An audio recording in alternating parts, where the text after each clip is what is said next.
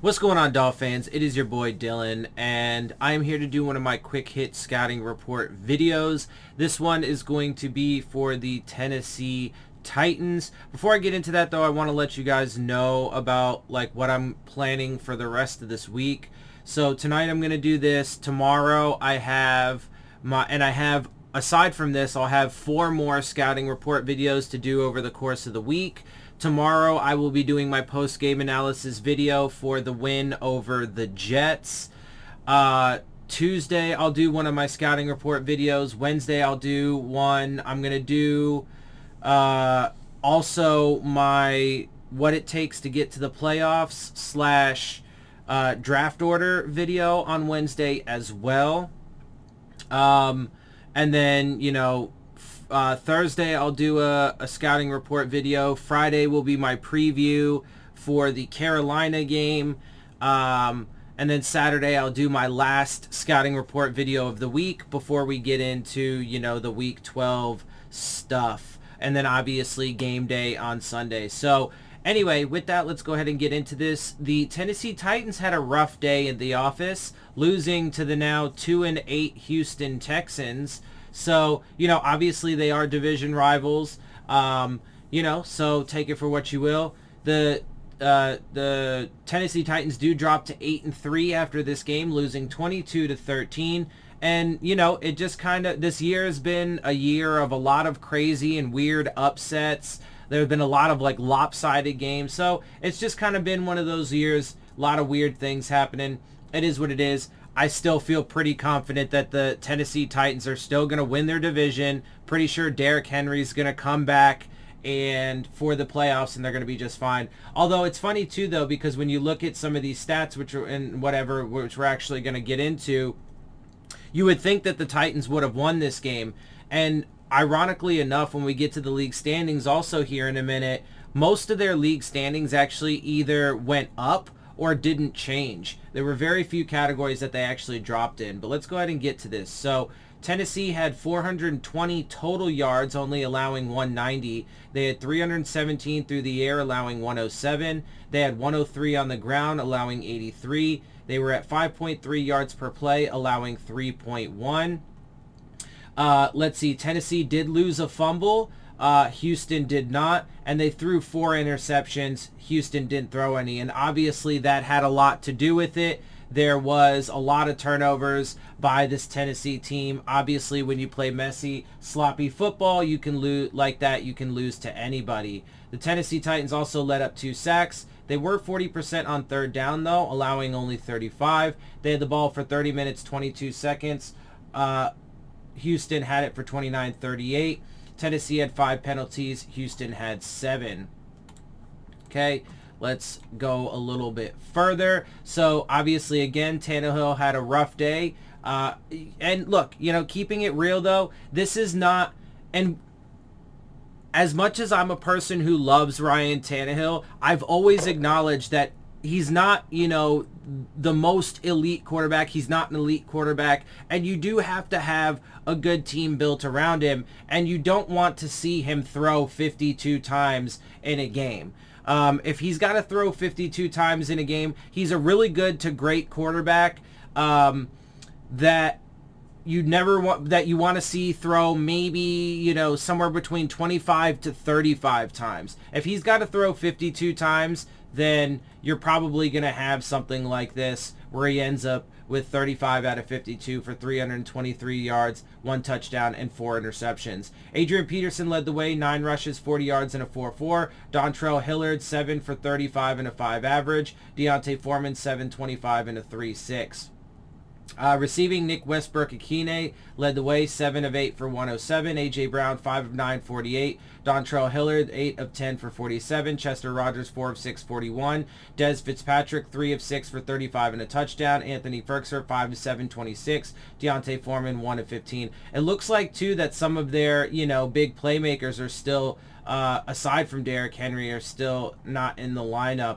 But yeah, and look, at the end of the day, when it comes to the Titans, whether it was my original prediction or it was my revised prediction, this is a game that I've had as a loss on the schedule.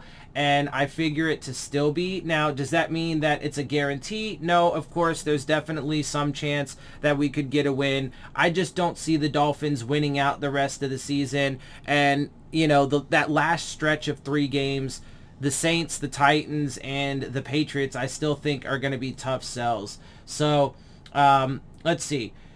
Tyrod Taylor was 14 of 24 for 107 yards, no touchdowns, no interceptions. Rex Burkhead had 18 rushes for 40 yards and a 2-2. Tyrod Taylor, 6 rushes, 28 yards, 2 touchdowns, and a 4-7. David Johnson, 13 rushes, 18 yards, and a 1-4. Receiving, Chris Conley led the way, 4 of 5, 37. Brandon Cooks, 2 of 3 for 18. David Johnson, 3 of 4 for 16. Chris Moore, 1 for 10. Pharaoh Brown, 2 of 4 for 10. Yeah, you know, like I said, I think the Tennessee Titans are going to be just fine. I think, obviously, it sucks that, for them, it sucks that Derrick Henry, you know, suffered that foot injury and is out. And if he was in this game, there's no chance the Tennessee Titans would have lost. Not a chance, because Derrick Henry would have, you know, Tannehill wouldn't have had to throw 52 times in the game. They would have leaned on Derrick Henry. He wouldn't have had all those interceptions, and they absolutely would have won this game. So it is unfortunate, and it does cause some ripple effects like this, although I'm not so sure that it matters. I mean, they still have to play the Texans again, which they'll probably end up, you know, fixing things. That's their last game of the season. They'll make corrections. They'll probably beat them in that game. They still have to play the Jags one more time. They'll probably win that game. They have the 2 hardest games they have are against the Steelers and the Patriots.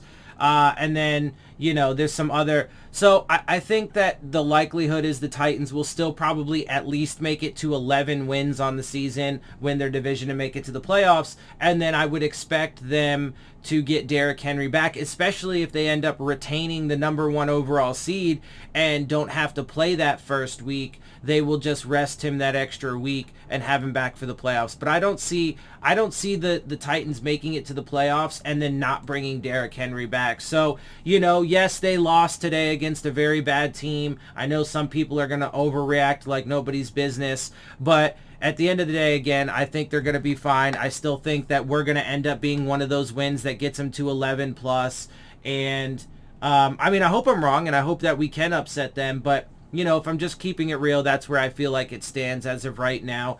But yeah, so let's get into these league standings. They are, and again, like I said, a lot of these standings actually increased despite the fact that they lost to, you know, a bad Texans team. So they are currently 8th in the league with total yards, 3,895. They're 15th in per game average at 354.1. They're 16th in total passing with 2,692. 20th in per game average at 244.7. They're 5th in total rushing with 1,419. 7th in per game average with 129. They're 7th in total points with 291. 10th in per game average at 26.5, and 15th in third down offense with 40.7% completed on third down. And so as you can see, their offense is still to this point in the top half of the league in pretty much every category.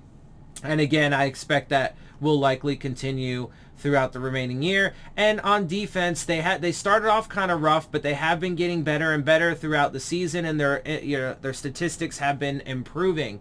Defensively, they're giving up 350.5 yards per game, which is 14th. They're not so great in the passing game, and obviously that'll be an area in which hopefully we will be able to exploit. They're currently 27th, giving up 287.1. They are 4th in rushing, so probably hard sledding there, 97.2 yards per game. They're 18th in points per game defensively, giving up 23.1, 17th after ties. They have 14 takeaways on the season, which is 11th, and these are actually stats that didn't change at all. They remain at 14 takeaways, 11th, 7th after ties. 9 interceptions, 11th or 7th after ties. Fumbles, they have 5, 11th or 6th after ties. Sacks, they have 27 on the season, 9th or 5th after ties. Passes defense, they're still currently in 3rd with 56. And third down defense, they're at 38.6% allowed, which is currently 11th. Now, tomorrow when I do my post-game analysis video for the game, I'll actually go through the league standings and how they changed. There were a bunch of changes. Most of it is good, as you can see with all of these green arrows. But for now, just so you can take a look, here are the current Dolphins offensive and defensive league standings. And with that, I am going to go ahead and wrap up this video. Before I get out of here, make sure you check out the Rave On Sports App, the new fan-driven sports app for all of your sports: basketball, baseball, baseball, football. I don't know. Maybe they do have basketball. We shall see. I haven't seen it yet, but you never know. Anyway, and they are looking to enhance your game day experience with live play-by-play coverage, live chats with other fans and content creators like myself. Check out the description box for the links to that. And with that, I'm going to get out of here. I hope you guys appreciate my perspective. If you do, make sure you hit the subscribe button. Make sure you hit the like button. Make sure you hit the bell if you want to get the alerts. Share my channel and videos with your friends and family. Leave your questions, comments, and concerns down in the comment section. Of course, as always, follow me on Twitter at DillonTartaro. And with that, I am out. I'll see y'all soon. Fins up.